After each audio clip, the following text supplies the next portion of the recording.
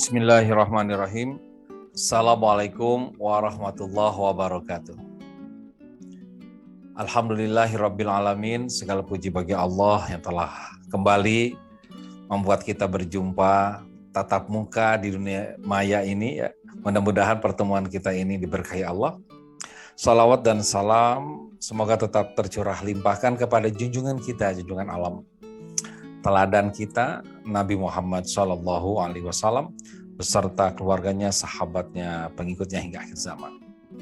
Baik, sahabat jeleb rahimakumullah, di akhir-akhir Ramadan ini, di penghujung Ramadan ini, izinkan saya Kang Zen untuk sharing, berbagi tentang dahsyatnya berkah Ramadan, puasa, nuzulul Quran, dan Lailatul Qadar. Mudah-mudahan dengan materi ini ya, dengan sharing kali ini, Anda semakin motivasi untuk menghabiskan akhir-akhir Ramadan ini menjadi lebih berdampak, berdaya dalam kehidupan Anda ke depannya nanti, insya Allah ya. Baik, teman-teman sekalian, sahabat rahimakumullah, mengapa sih bulan Ramadan itu penuh dengan keberkahan?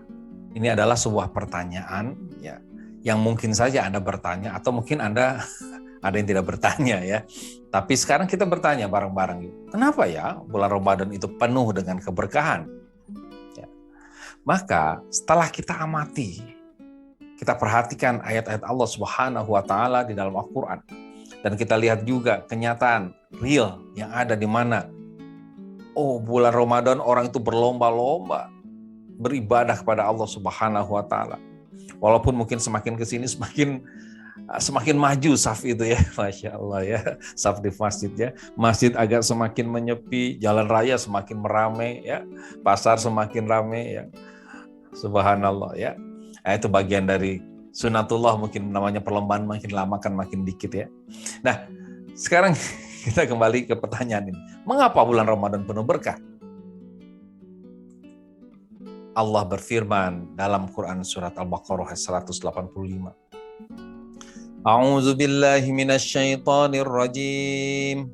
Bismillahirrahmanirrahim. Syahrul Ramadhanal ladzi unzila fihil Qur'anu hudal linnasi wa bayyinatin minal huda wal furqan. Faman syahida minkumus syahra falyasum.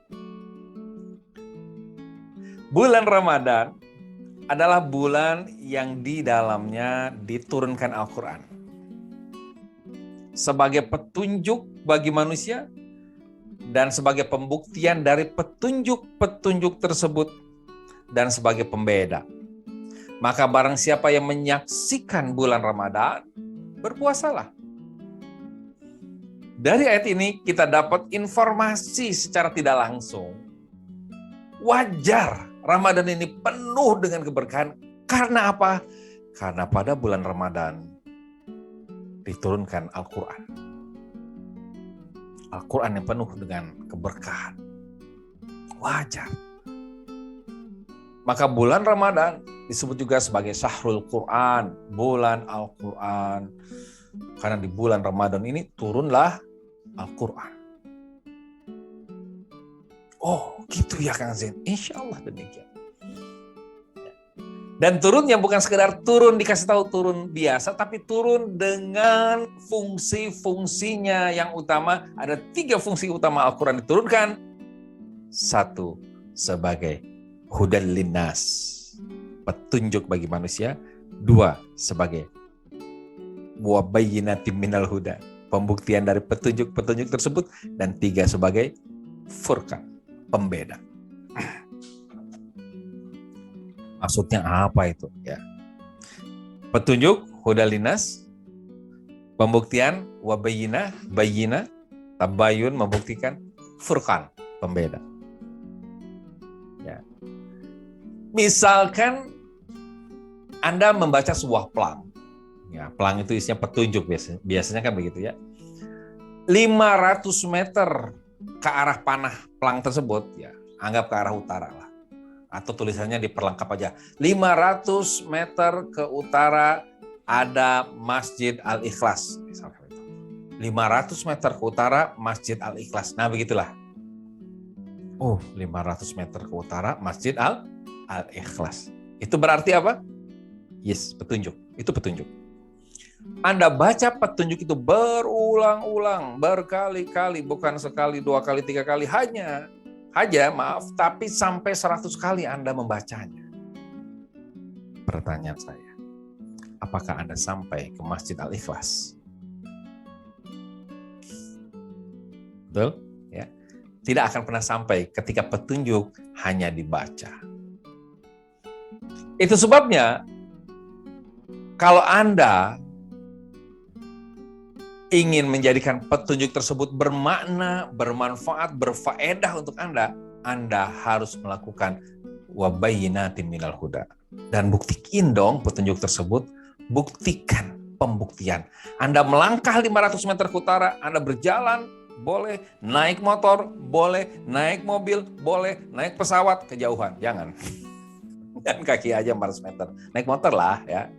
Anda jalan 500 meter, ternyata sampai 500 meter Anda melihat sebuah masjid dan ada tulisan di depannya Masjid Al-Ikhlas. Wah, di situ Anda melihat sebuah pembeda, furqan.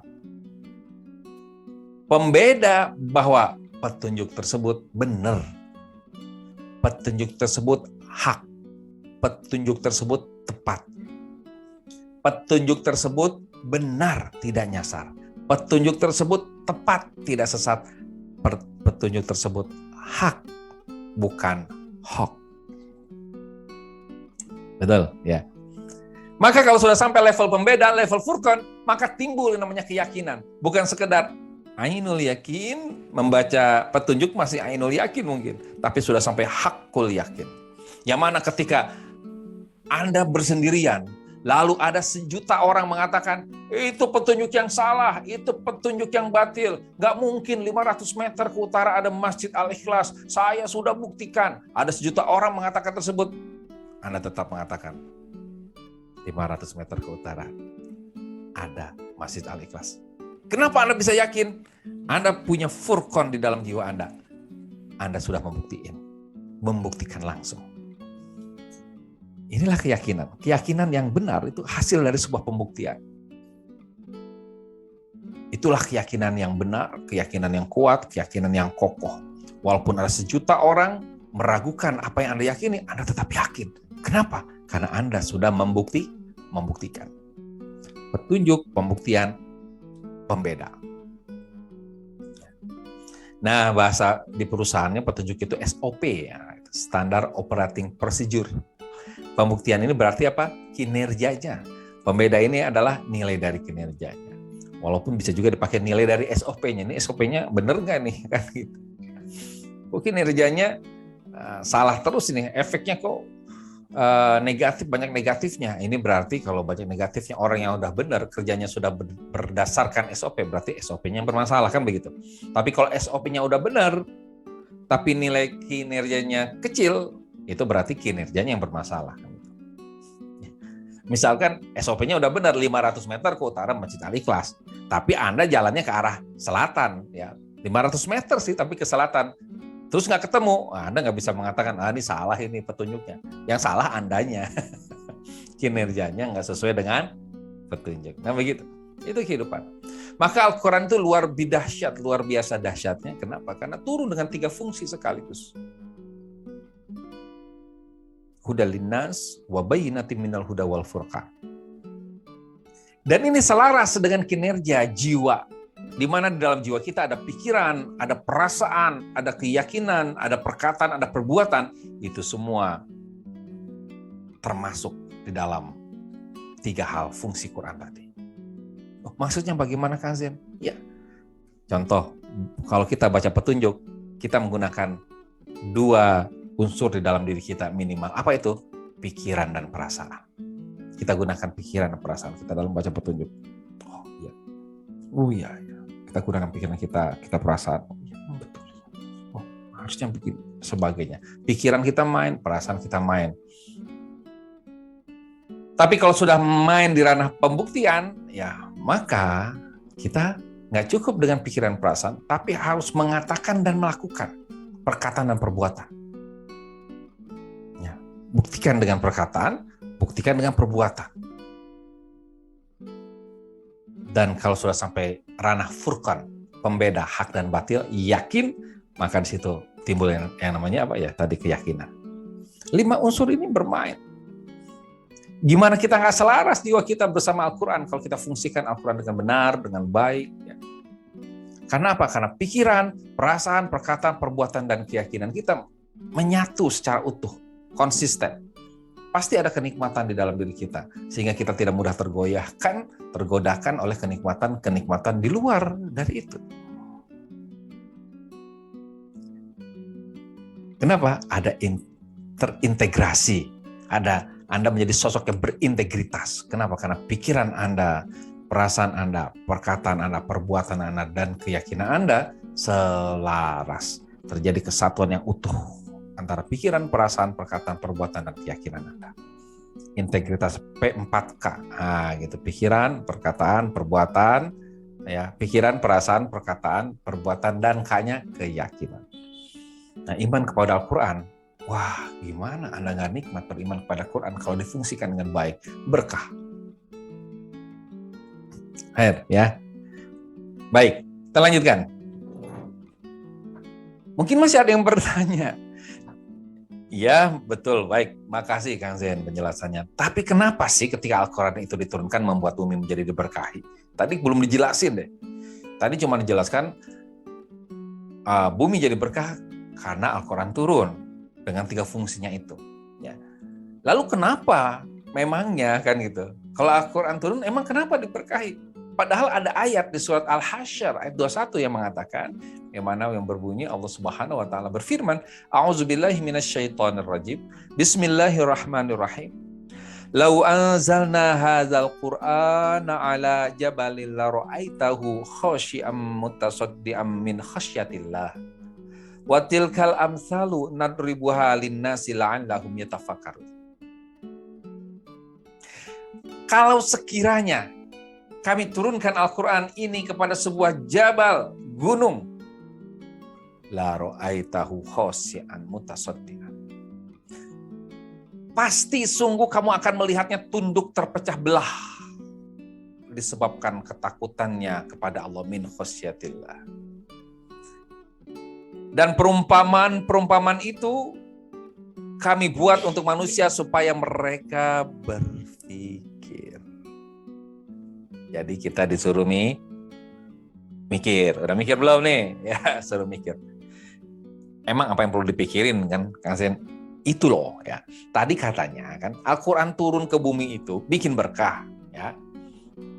Oke. Tapi ternyata boro-boro bikin berkah, turun ke gunung, hancur gunung. Di mana letaknya berkah? Al-Quran. Kalau ke gunung aja hancur, gunung aja yang begitu kuat, kokoh, perkasa, nggak bisa menikmati Quran, hancur. Gimanalah kita, manusia yang lemah seperti ini? Ya. Oke ya, yuk kita berpikir. Kami buat nih ya, kata Allah buat nih ya perumpamaan ini supaya manusia mikir ya. Jadi kalau Anda baca ayat ini terus Anda nggak mau mikir, berarti tidak menjalankan perintah Allah. Mikir, yuk kita mikir bareng-bareng sekarang ya. Mikir ya. Baik teman-teman sekalian, sahabat jilbab rahimakumullah. Oke ya. Kan ada Al-Quran turun. Al-Quran turun. Ya. Al-Quran ya dalam bentuk kalam ilahi turun. Lalu turunnya Al-Quran ini ya, dia membentuk sebuah kinerja sistem yang disebut sunatullah atau hukum alam. Oke.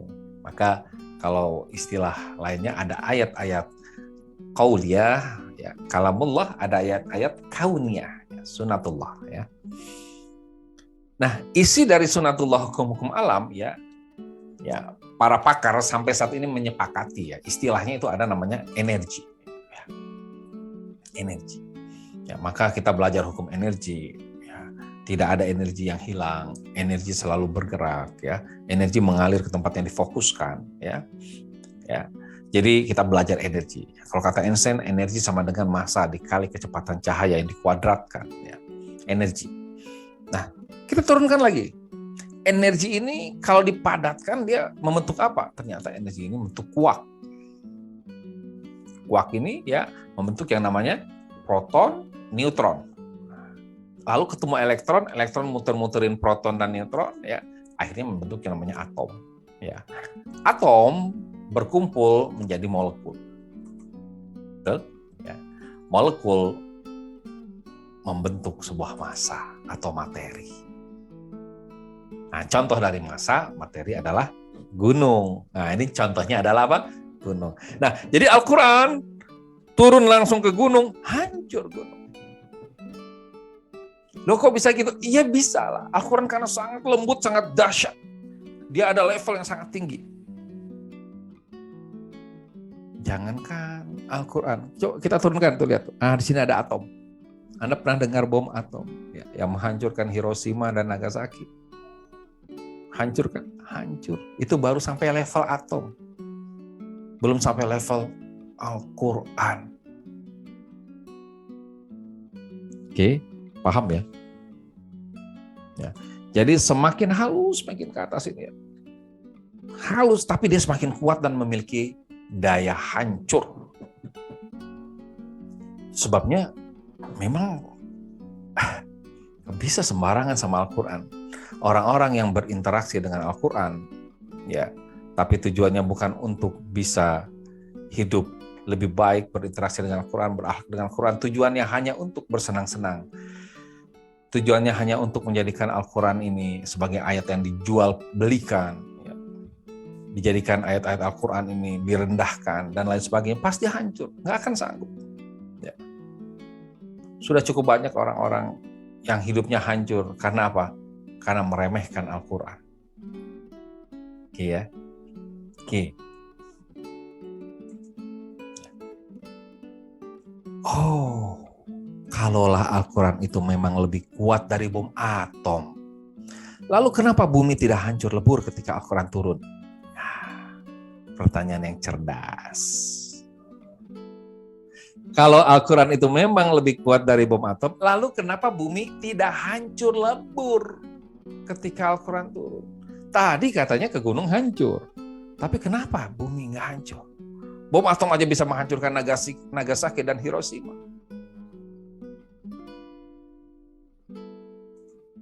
Ini jawabannya ada di surat Al-Qadar ayat 4. Ya, ayat 4. Karena pada malam itu, ketika Al-Quran turun, di saat Lailatul Qadar, Nuzulul Quran, yang malamnya lebih baik daripada 1000 bulan.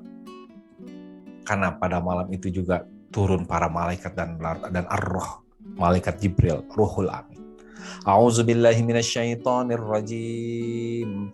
Tanazzalul malaikatu warruhu fiha biizni rabbihim min kulli amr. Salamun hiya hatta matla'il fajar. Pada malam itu, pada saat itu turunlah para malaikat dan ar-ruh, yaitu malaikat Jibril. Jadi malaikat Jibril berserta pasukannya, banyak sekali malaikat turun ke muka bumi dengan izin Allah Subhanahu wa taala untuk mengatur, mengurus segala sesuatunya. Apa yang diurus dan diatur oleh malaikat Jibril dan para pasukannya? Yaitu menyambut datangnya tamu agung yang luar biasa, Al-Quran. Itu yang membuat bumi seolah-olah terlapisi. Nah, begitu ya. Terberkahi. Karena para malaikat turun dengan jumlah yang sangat banyak. Maka ketika Al-Quran turun, sudah disambut, dipersiapkan. Maka yang terjadi bukannya hancur, malah yang terjadi salam, keselamatan. Salamun hiya hatta matla'il fajar. Karena para malaikat menyambutnya. Emang berapa banyak jumlah malaikat yang turun saat itu? Sangat banyak. Dalam sebuah informasi hadis, Rasulullah SAW pernah bersabda, Lailatul Qadar itu pada malam 27 atau 29. Sungguh malaikat yang turun pada saat itu ke bumi lebih banyak dari jumlah batu kerikil. Wow, miliaran berarti malaikat yang turun. Wajar bumi jadi kebal kan gitu. Ada malaikat yang jaga. Malak itu kan kuat artinya. Wajar bumi nggak hancur. Ada malaikat yang Allah sudah siapkan untuk bisa menampung Al-Quran. Mulai kebayang ya? Kang Sen, berarti Nagasaki dan Hiroshima kalau dijaga malaikat juga nggak hancur? Ya nggak hancur lah. Bom atom kan cuma level atom ya. Malaikat levelnya di atas itu. Levelnya di atas energi. Karena ketaatannya yang tidak pernah enggan kepada Allah Subhanahu wa Ta'ala. Masya Allah ya.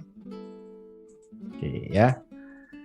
Jadi ternyata bumi tidak hancur, justru malah diberkahi. Karena saat itu malaikat Jibril dan miliaran pasukannya turun ke bumi untuk mengatur dan mengurus segala sesuatunya dalam rangka menyambut tamu agung, yaitu kalamullah Al-Quran.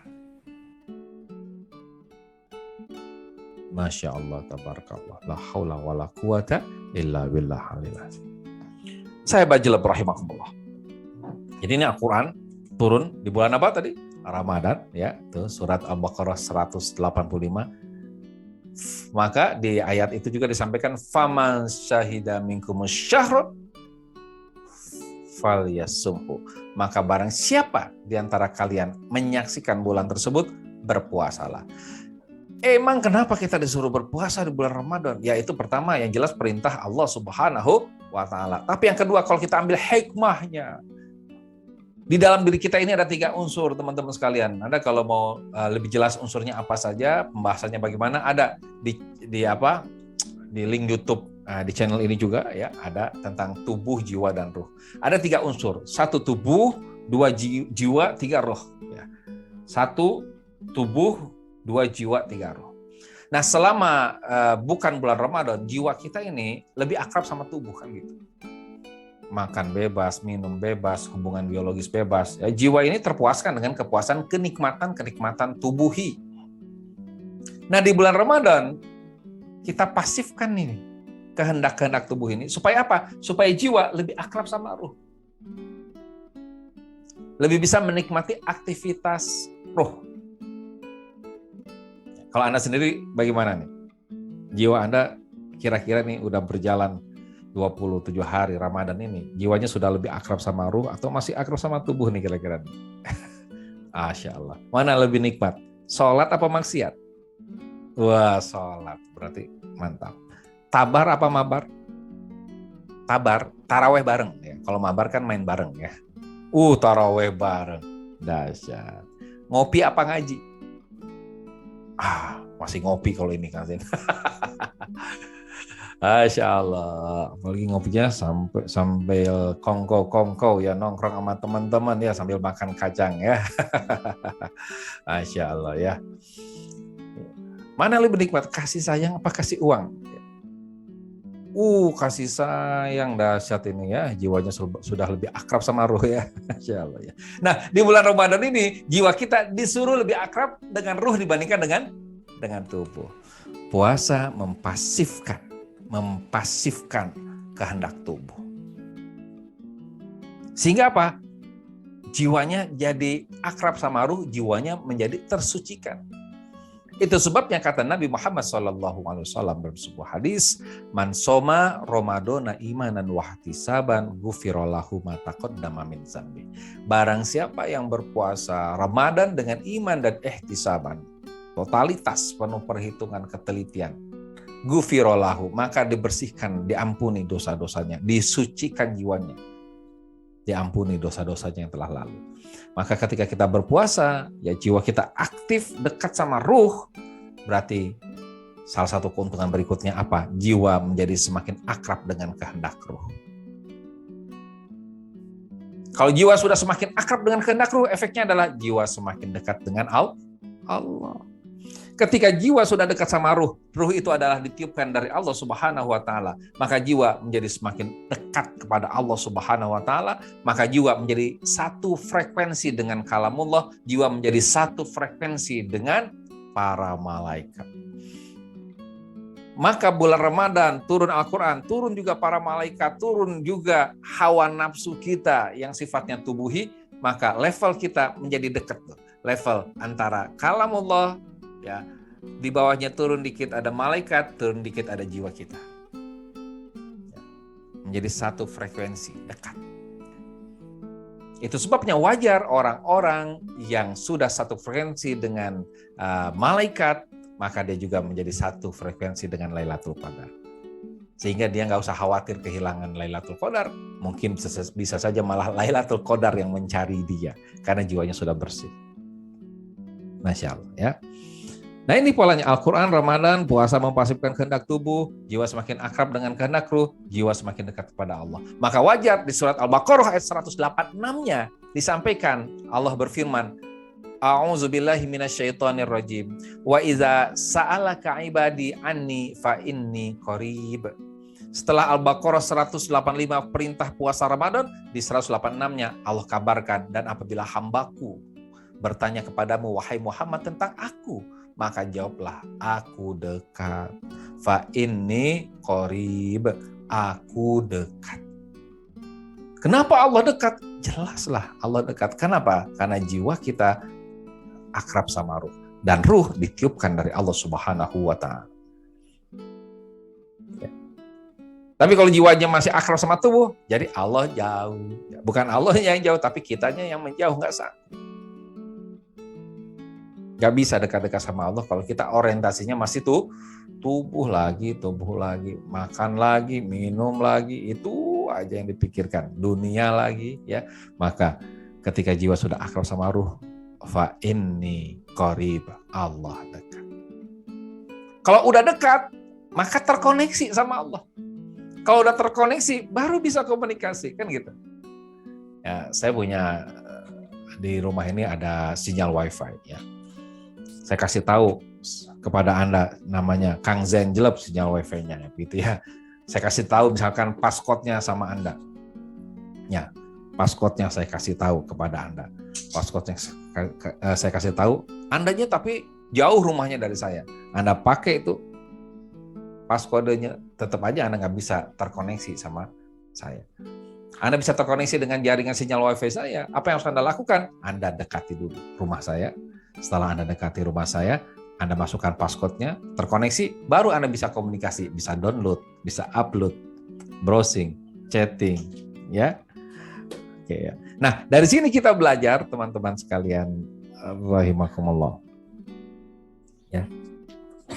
Sudahkah kita hari ini terkoneksi, dekat kepada Allah Subhanahu wa Ta'ala? Karena apa? Karena kalau udah dekat tadi, kata Allah, ujibu da'watad da'i iza da'an.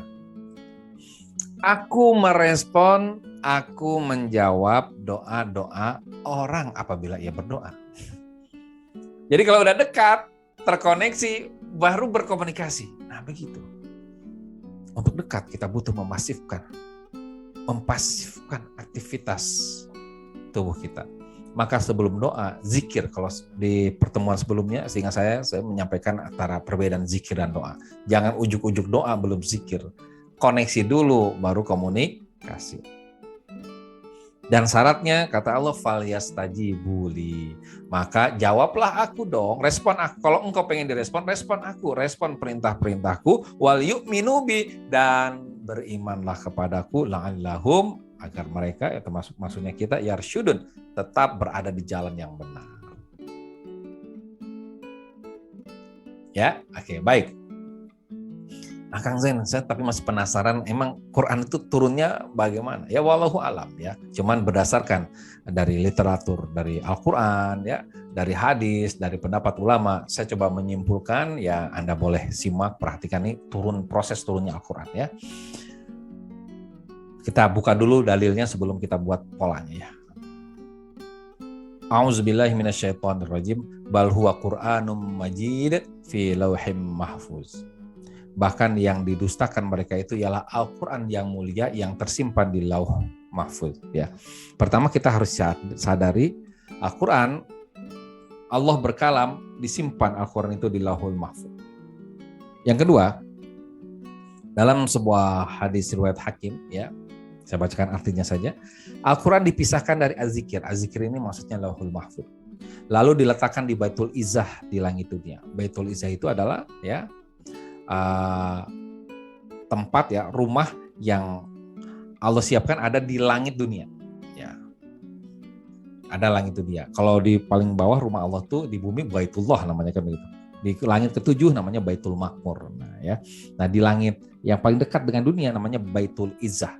Kemudian Jibril menyampaikan kepada Nabi Shallallahu Alaihi Wasallam. Ya, oke ya, Baitul Izzah. Jadi dari Lauhul Mahfuz ya turun ke Baitul Izzah. Nah, turunnya ini di bulan Ramadan. Turunnya di bulan Ramadan. Turunnya juga tidak dicicil sekaligus. Turunnya sekaligus. Baru ya turunnya itu dicicil ya setelah dari Baitul Izzah ya turun melalui malaikat Jibril ya. Dan Al-Qur'an itu telah kami turunkan dengan berangsur-angsur agar kamu membacakannya perlahan-lahan kepada manusia dan kami menurunkannya bagian demi bagian. Surat Al-Isra ayat 100. Ya, jadi Quran dari Baitul Izzah turun berangsur-angsur dibawa oleh malaikat Jibril disampaikan ke Nabi Muhammad SAW, terus disampaikan ke kita ke para sahabat dulu, terus ke kita dari para sahabat ya tabiin sampai ke kita sekarang kan begitu. Ya. Nah, kita yang mana yang bisa menerima Al-Quran ini? Kenapa? Karena Al-Quran butuh tempat. Sekali lagi Al-Quran butuh tempat. Ya. Kalau Al-Quran nggak ada tempatnya, ya tadi Al-Quran kembali ke fungsi bom atom tadi menghancurkan. Maka ya dijelaskan surat 29 ayat 49. A'udzu billahi minasyaitonir rajim. Bal huwa ayatun bayyinatun fi suduril ladzina utul ilm wa ma yajhadu bi ayatina illaz zalimun. Sebenarnya Al-Qur'an itu adalah ayat-ayat yang nyata di dalam dada orang-orang yang diberi ilmu. Orang yang diberi ilmu disebut alim, orangnya banyak ulama. Ya, jadi Al-Quran itu ada di dadanya para ulama dan tidak ada yang mengingkari ayat-ayat kami kecuali orang-orang yang zalim. Kita harus yakin, nggak boleh ingkar. Oh, Quran itu berarti disimpan di dadanya para ulama. Allah yang bilang. Jadi selama masih ada ulama, berarti Quran masih ada tempat di muka bumi ini. Kan begitu. Ya, tuh polanya. Kalamullah turun kemana tadi? Lauhul Mahfuz. Oke, dari Lauhul Mahfuz ya turun ke Baitul Izzah, langit dunia yang paling dekat ya, turunnya di bulan Ramadan ya, di bulan Ramadan. Ya. Dari Baitul Izzah baru dicicil turun melalui malaikat Jibril kepada Nabi Muhammad SAW. Lalu disimpan di dadanya orang-orang yang berilmu, para ulama. Ya. Wah, ini sebuah pola yang luar biasa. Karena apa? Karena kalau kalamullah langsung turun ke para ulama, hancur, gak bakal kuat. Maka saya tentu punya teman yang selalu merasa berbicara sama Allah. Oh, Allah berbicara sama saya, Kang Sel. Allah membisikkan kepada saya. Emang sanggup apa ya? Ya. Ya. Butuh jiwa yang dimurnikan betul ya. Untuk bisa berbicara dengan Allah Subhanahu wa taala. Bahkan Nabi Muhammad SAW butuh melakukan sebuah proses yang namanya Isra dan Mi'raj. Di Sidratul Muntaha untuk bisa bercakap-cakap dengan Nabi Muhammad SAW, dengan Allah Subhanahu wa taala. Ya. Nabi Musa juga bercakap-cakap ya dengan Allah ya. Tapi itu butuh sebuah proses yang luar biasa. Bahkan Nabi Musa pernah pingsan ketika ingin melihat Allah Subhanahu wa taala ya. Baik. Nah, teman-teman sekalian rahimakumullah. Polanya sangat indah. Dari kalamullah ya, ibaratnya dikonvert dari Lauhul Mahfuz tuh. Dari Lauhul Mahfuz dikompet lagi di Baitul Izzah sekaligus convert ya. Nah, malaikat Jibril mulai nyicil, diekstrak nih sama malaikat Jibril sedikit-sedikit. Karena kalau sekaligus hancurnya, nggak siap. Ya, diekstrak dikit-dikit sampai ke Nabi ya. Nabi aja awal-awal ya belum terlatih mungkin kan begitu ya. Oh, menggigil ketemu ayat Al-Quran ya. Takut luar biasa. Menggigil ya. Itu udah dicicil turunnya. Bayangkan kalau sekaligus 30 juz brek. Masya Allah, subhanallah, hebatnya Quran. Dahsyat. Ya. Oke ya. Baik teman-teman sekalian rahimakumullah. Jadi ketika Al-Quran turun, ya kualitas jiwa itu akan naik. Ya, kualitas jiwa kita akan naik. Ya. Kenapa? Karena saat itu kita disuruh berpuasa. Ketika kualitas jiwa yang di dunia ini, di muka bumi pada naik, alam semesta pasti akan semakin berkah, otomatis. Ya. Nah, maka kita lihat interaksi kita dengan Quran hari ini. Ya, kan ini Al-Quran itu, kalau kita mengatakan Al-Quran, nah otak kita ini biasanya ya. Nah, kitab yang 30 juz ini ya. Padahal ini kan kitab 30 juz dalam bentuk yang kita lihat sekarang, itu kan baru lahir di zaman sahabat. Di zaman Nabi Muhammad SAW itu ada yang di level yang lebih tingginya, itu mushaf, huruf tulisan. Ya. Oke ya, nah, kita agak jarang menemukan yang mushaf ya, karena sudah masuk dalam bentuk kitab 30 juz ya. Mushafnya sudah mushaf yang 30 juz ya, bukan mushaf yang lembaran-lembaran ya. Nah, level lebih tinggi lagi, suara. Jadi Al-Quran pertama kali turun itu dalam bentuk suara. Ya. Jadi sebelum para sahabat itu membaca Al-Quran, mendengarkan Al-Quran dulu. Maka ini sebagai introspeksi lah untuk saya sendiri dan untuk teman-teman sekalian. Mungkin di antara kita sudah banyak yang udah sering lah hatam 30 juz membaca Al-Quran. Tapi agak langka hatam 30 juz mendengarkan Al-Quran. Padahal sebelum membaca, dengarkan dulu. Kan itu, dengarkan. Ya kita banyaklah di YouTube, tapi nggak ada di channel ini, cari channel-channel lain. Itu ya ternyata kalau saya lihat ya hanya sekitar 10 sampai bahkan ada 9 sampai 12 jam tergantung kecepatannya ya. Anggaplah ambil 10 jam lah, 10 jam. Ya, 10 jam mendengarkan Al-Quran 30 juz. Suara, rasa, perasaan. Udah mulai, kalau main suara dan rasa, perasaan di dada sudah ada tuh. Tapi kalau sekedar lihat kitab ya, Anda kalau lihat kitab Al-Quran, lihat Al-Quran di rumah Anda, ya Anda lihat biasa aja. Agak jarang kita lihat Quran tuh langsung tek ke dada tuh. Agak jarang. Disuarakan dulu baru tuh nyes ke dada. Gitu ya. Apalagi kalau kita pelajari, ada ilmunya petunjuk. Wah, luar biasa Quran. Ternyata di Quran ceritakan tentang SOP juga tuh ya. Tentang kinerja ya, tentang penilaian dari kinerja. Wah, ada ilmu, ada petunjuk, pikiran kita bermain ya. Perasaan bermain, pikiran bermain. Terus ternyata Al-Quran itu juga sangat kuat energinya. Kita baru tahu. Atau udah ada yang tahu deh. Ya di sini udah banyak yang tahu. Sebagian dari kita mungkin ada yang baru tahu. Oh, ternyata energinya kuat Al-Quran. Kuat ya. Bisa menghancurkan gunung, bahkan bisa menghancurkan alam semesta ini. Ya, energi, kekuatan, keyakinan. Maka orang-orang yang akrab dengan Quran dengan cara yang benar, dia punya energi yang kuat dalam dirinya. Apalagi kalau sudah jadi action. Ya, dia imani energi tersebut, iman udah hakul yakin ya. Dia bertakwa, iman, takwa kan itu ya. Ya ayyuhallazina amanu kutiba alaikumusyamu kama kutiba alal ladzina min qablikum la'allakum tattaqun. Kita beriman, berpuasa supaya makin bertakwa. Nih, iman, takwa, akhlak, perilaku Al-Quran. Maka Rasulullah SAW disebut sebagai apa? Ya, Al-Quran yang berjalan, gitu ya. Akhlaknya Quran. Nah, jangan lupa ujungnya kita ini harus berserah diri kepada Allah. Ittaqullaha ya ayyuhallazina amanu, ittaqullaha haqqa tuqatih wa la tamutunna illa wa antum muslimun. Wahai orang-orang yang beriman, bertakwalah kepada Allah dengan sebenar-benarnya takwa dan janganlah kalian mati kecuali dalam keadaan taslim, berserah diri.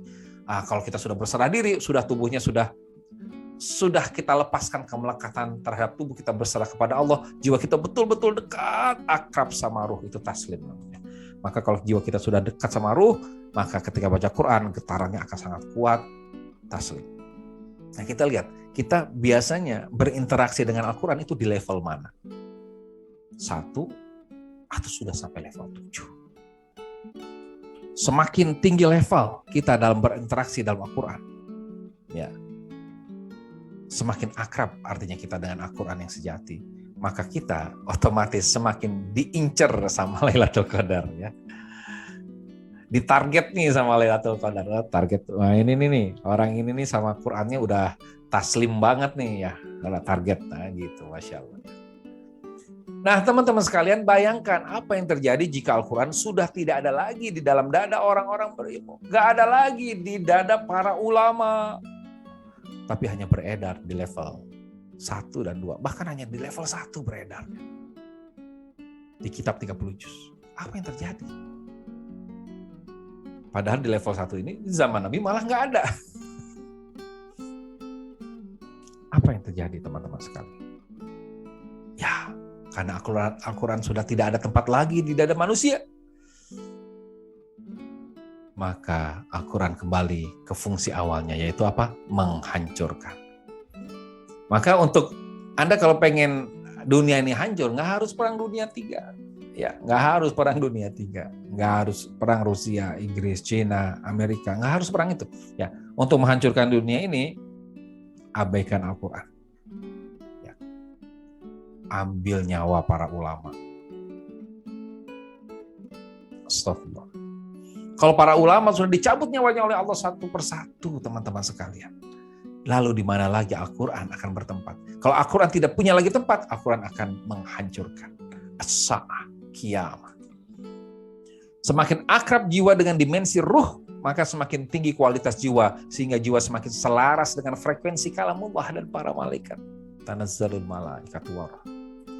Dengan demikian jiwa semakin dekat dengan Allah, lalu semakin berpeluang besar berjodoh, berjumpa dengan Lailatul Qadar. Nih, yang demen banget pengen Lailatul Qadar. Nah, ini kita pelajari tekniknya. Jangan cuma nunggu Lailatul Qadar doang, ya. Tapi kitanya nggak siap, kitanya tidak tampan, tidak cantik di hadapan Lailatul Qadar, ya. Maka ya bisa jadi Lailatul Qadarnya datang sih, cuman kita dicuekin. Makanya kita harus tampankan, cantikkan jiwa kita. Biar satu frekuensi dengan Lailatul Qadar. Ya. Tapi bila semakin sedikit jiwa yang akrab dengan roh, maka semakin langkahlah dada orang-orang yang berilmu. Semakin menipislah stok para ulama, sehingga Al-Quran tak memiliki tempat yang layak untuk bersemayam di muka bumi ini. Akhirnya alam semesta pun menjadi semakin kacau, banyak musibah, dan berakhir dengan as-sa'ah, yaitu kehancuran atau orang sebut kiamat. Ya. Pertanyaannya, sudahkah kita satu frekuensi dengan kalamullah dan Lailatul Qadar? Sampunkah? Sudahkah? Ya. Selamatkan bumi yuk dengan meningkatkan kualitas jiwa, sehingga kita pun semakin pantas didatangi Lailatul Qadar. Semakin pantas. Ya. Allah memiliki di bulan Ramadan suatu malam yang lebih baik dibandingkan 1000 bulan. Barang siapa yang dihalangi dari kebaikannya, maka ia akan dihalangi. Tuh, ya. Jadi Lailatul Qadar cuma datang, tapi kalau dihalangi, ya terhalangi. Kenapa terhalangi? Ya karena jiwanya terhalang oleh nafsu tubuh. Kita pasifkan betul, dan ini nggak mudah, teman-teman sekalian, ya. Apalagi di ujung-ujung Ramadan ini, ya. Apalagi yang mudik itu nggak mudah, mudik macet, panas, ya. Gejolak jiwanya harus tetap anteng, hening, ya. Bersama frekuensi para malaikat, frekuensi kalamullah. Masya Allah, nggak mudah, teman-teman sekalian. Jangan sampai kita terhalangi, ya. Ya, tadi habis lihat itu di berita ada orang marah-marah karena macet, ya. Emang gak mudah, tidak mudah. Tidak menyalahkan yang marah-marah, emang gak mudah. Kalau sudah terhalang, ya terhalang. Ya, kita optimalkan, kita latih jiwa kita agar lebih akrab sama ruh dibandingkan dengan tubuh. Kata Nabi, aku melihat Lailatul Qadar, lalu aku dibuat lupa kapan waktunya. Maka barang siapa yang ingin mencarinya, maka carilah pada 10 hari terakhir, pada setiap malam witirnya, malam ganjilnya, dan aku melihat diriku pada malam tersebut sujud di atas tanah yang basah. Ya, oke ya. Ini sekarang mah kita anggap malam ganjil semua nih ya. Anggap aja begitu. Pokoknya setiap malam yang udah ditutup sholat witir malam ganjil. Soalnya kenapa? Ya tergantung nih versi hisab apa versi ruqyah lokal nih. Kalau ruqyah global dengan versi hisab sama nih ya. Mulainya kemarin puasnya tanggal 2. Ya, yang versi hisab dan versi ruqyah global itu tanggal 2 mulainya. Tapi yang versi ruqyah lokal ya itu tanggal 3 mulainya. Maka karena permulaannya berbeda tanggalnya, berarti kan ganjil genapnya otomatis beda. Ya sudah, kita anggap ganjil aja, husnuzon sama Allah ya. Ya. Wah, Kang Zen katanya kalau Lailatul Qadar itu nggak ada hujan itu kok tanah basah. Ya makanya jangan terlalu berfokus sama apa yang di luar. Yang penting ya, yang basah itu air mata kita kan. Air mata kita sujud basah, oh tanah basah. Berarti basah dari dalam yang penting kan begitu. Ya di luar hujan nggak usah terlalu dipentingkan. Ya bisa jadi di wilayah Anda itu hujan, tapi di wilayah yang lain ya masih di Indonesia juga tenang, hening. Kita kan nggak tahu. Maka jangan terlalu terpengaruh dengan faktor X. Kalau bicara Lailatul Qadar itu kan udah masuk dimensi ruh, berarti faktor internal yang perlu diperbaiki. Ya. Alam semesta hening gak hening, gemuruh tidak gemuruh, hujan tidak hujan, itu urusan alam semesta. Urusan saya tetap hening, saya tetap terkoneksi dengan Allah Subhanahu wa Ta'ala, terkoneksi dengan kalamnya, satu frekuensi dengan para malaikat. Nah kan begitu, ya. Supaya apa? Supaya ditarget sama Lailatul Qadar. Masya Allah. Khair ya. Maka supaya tambah bening jiwa kita, dari Aisyah radhiyallahu anha, wahai Rasulullah, suaminya ya, menurut pendapatmu jika aku tahu bahwa malam terjadinya Lailatul Qadar, maka doa apa yang paling baik aku ucapkan? Nabi Muhammad SAW menjawab, ucapkanlah olehmu, Allahumma innaka afuwun tuhibbul afwa fa'fu an. Ya Allah, sesungguhnya Engkau Maha Pemaaf, mencintai kemaafan, maka maafkanlah aku. Wow, dahsyat. Kok dahsyat kan? Ya, itu. Kalau kita sudah tidak hasrat duniawinya sudah kurang, hasrat tubuhnya kurang, maka kita akan mudah melepas. Udah maafin aja. Serahkan sama Allah Subhanahu wa Ta'ala. Maafkan saja. Perbanyak doa Allahumma innaka afuwun tuhibbul afwa fa'fu anni. Ya. Perbanyak tobat, ya, istighfar, ya. Sebagaimana tobat dan itikaf sang ulat kan begitu ya. Masya Allah ya. Jadi ulat itu ya ini sekedar istilahnya apa, hikmah ya. Bukan kejadian yang betulan apa yang dirasakan ulat kan saya nggak tahu. Cuman ini sebuah hikmah saja ya. Itu ulat ya, selama ini hidupnya sudah dibenci banyak orang, sudah merusak ya, ada daun bagus dilubang-lubangin, rakus, makan lagi, saking kenyangnya kegemukan jatuh dari pohon sakit ya. Sering dia lakukan itu ya, akhirnya dia sadar ya, ternyata jadi ulat ini nggak enak ya. Saya tobat saya nggak mau zalimi orang udah banyak jijik sama saya, sama kelakuan saya. Akhirnya dia tobat dan dia itikaf, dia puasa ya di dalam sebuah masjid ya, tempat sujudnya dia namanya Kepompong ya. Nah di sana 10 hari, 14 hari, ada yang 21 hari itikaf di sana ya. Apa yang terjadi ya setelah ulat itu betul-betul tobat, menyadari kesalahannya, dia meleburkan ya, dia hilangkan trauma masa lalunya ya. Dia berhasil berdamai dengan dirinya dan keadaan. Akhirnya apa? Akhirnya Allah tumbuhkan mata yang baru, kaki yang baru, ya, tubuh yang lebih indah, warna yang baru, bahkan Allah kasih sayap sehingga dia bisa terbang bebas. Masya Allah ya. Dan siapapun biasanya orang yang lihat kupu-kupu agak jarang orang yang berpikir, oh itu ulat tadinya, agak jarang. Kenapa? Saking berbedanya perubahannya. Dahsyat. Mudah-mudahan kita juga ya di momen-momen terakhir ini bisa memiliki akhlak yang jauh lebih mulia, lebih karim ya. Sehingga kita yang tadinya banyak melakukan hal-hal yang menjijikkan, yang membuat Allah murka, marah, para malaikat menjauh dari kita. Tidak satu frekuensi dengan malaikat ya, kita berubah menjadi lebih baik ya. Jiwa kita semakin akrab sama ruh, jiwa kita semakin akrab dengan kalamullah, jiwa kita semakin akrab dengan frekuensi para malaikat energi yang positif, dan kita semakin dekat kepada Allah Subhanahu wa Ta'ala. Demikian apa yang bisa saya sampaikan pada kesempatan kali ini. Semoga Anda semua menjadi orang-orang yang semakin bertakwa dan dimatikan Allah dalam keadaan berserah diri sehingga masuk ke dalam surganya. Amin ya Allah ya Rabbal Alamin. Wallahu a'lam bishawab. Assalamualaikum warahmatullahi wabarakatuh.